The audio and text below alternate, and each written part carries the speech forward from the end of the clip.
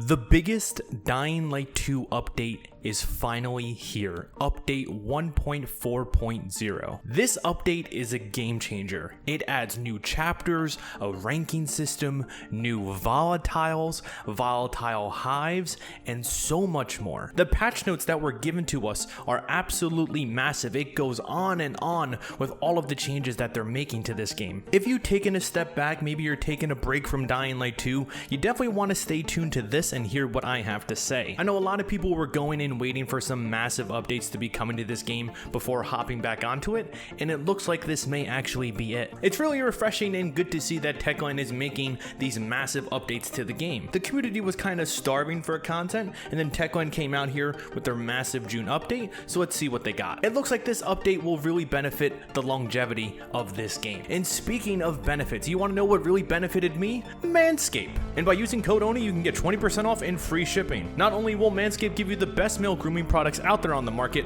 the best shavers, the best boxers, they have it all. You want to know how Aiden keeps it all fresh and gets that post-apocalyptic ussy? He's wearing Manscaped. And by using code ONI, you can get 20% off and free shipping. You can get it too. But friends, Dying Light 2, the biggest update, let's begin. Dying Light 2 now added a chapter agent so you can meet Harper, a former night hunter that acts as your link to the new features. Find him at the Fisheye Canteen and assist him in taking down the infected. They also added a new ranking system so you can discover a system that strengthens the bond between you and the agent by carrying out his tasks. They also added a daily and weekly bounty so you can face the infected head on in a series of daily and weekly night activities that will earn you reputation points upon completion. Unlockables. With enough reputation points, you can rank up to unlock access to high-end weapons, outfits, and consumables. They also added 2 new currencies, so to purchase these new items, you will first need to collect mutation samples off of the corpse of the special infected and acquire unique Harper tokens with each new rank. Now, a really big one, they added new enemies, so meet the deadly and fierce mutated infected,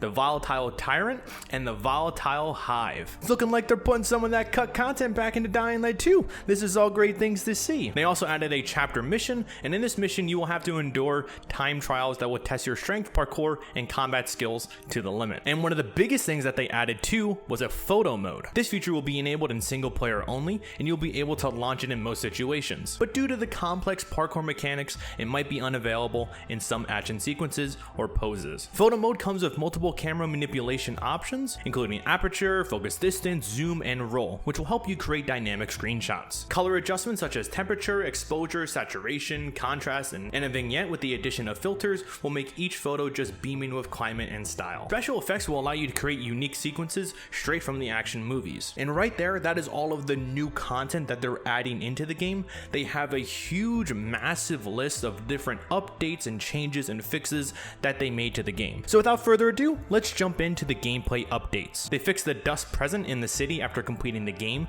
The only infected terrain will be around the TV station area. They fixed an issue of inseparable biter limbs, fixed an issue with vaulting into textures, allowing the players to traverse around the map, fixed missing textures in the prologue that cause players to fall outside of the map, fixed issues that cause volatiles and virals not to be affected by the UV flashlight. They fixed an issue where players would not receive a bat during the Ultimate Fury Cricket Challenge.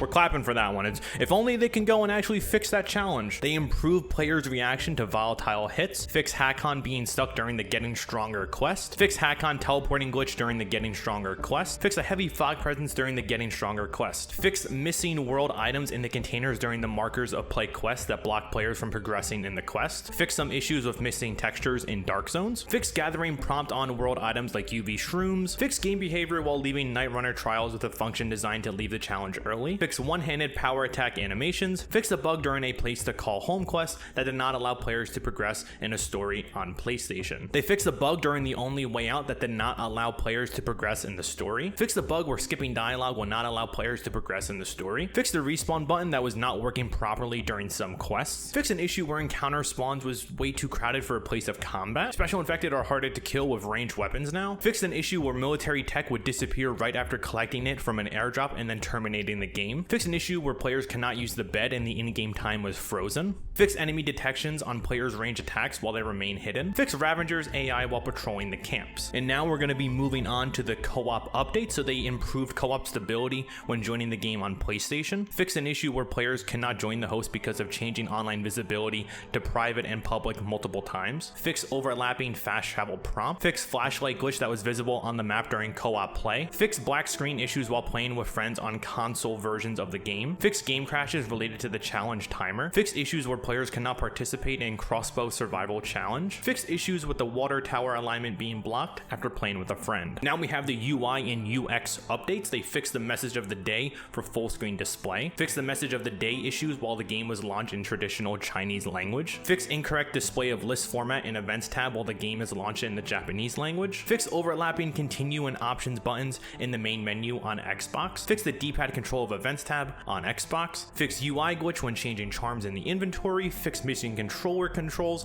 on the PC version of the game. They fixed the access to credits on Xbox, also the missing map textures, and an issue with side quests being active in your journal after starting New Game Plus. And finally, for this section, they fixed the missing stamina requirement for windmill activities, and players are now able to compare items in their inventory. And that's a really big one, actually. And finally, to wrap up this whole section, we have technical updates. So they improved CPU performance on PlayStation, fixed multiple stability issues during game launch on PlayStation and Xbox, fixed game crash related to simultaneous button press and difficulty screen on Xbox, fixed black screen issue during the second encounter for Waltz, fixed loading screen crash that happened after finishing the prologue, fixed collection of tickets please trophy on PlayStation, they fixed the FPS drops on PlayStation, and they also made some changes to the Asus ROG Duo. And they also made around 1,500 other changes that they did not go in depth here, because if they did, that patch notes would probably be pages and pages long. But yeah, that is everything that this new update will be adding to Dying Light 2. What do you think about it? I'm actually really excited to go and get my hands on this update, so this video will be uploaded on the 13th.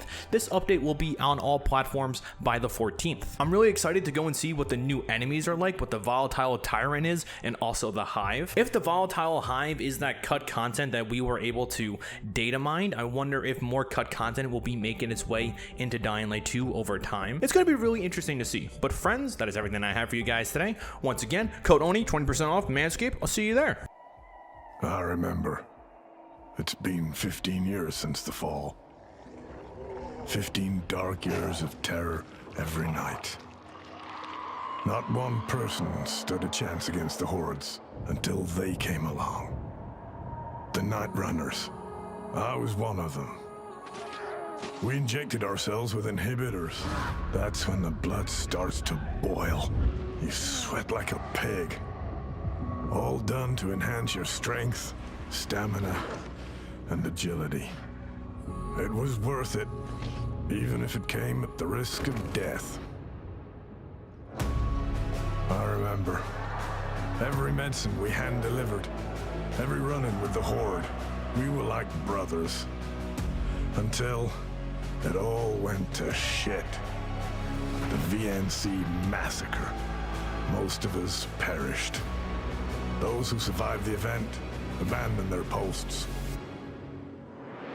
Traumatized, we scattered. Our leader Frank hit the bottle.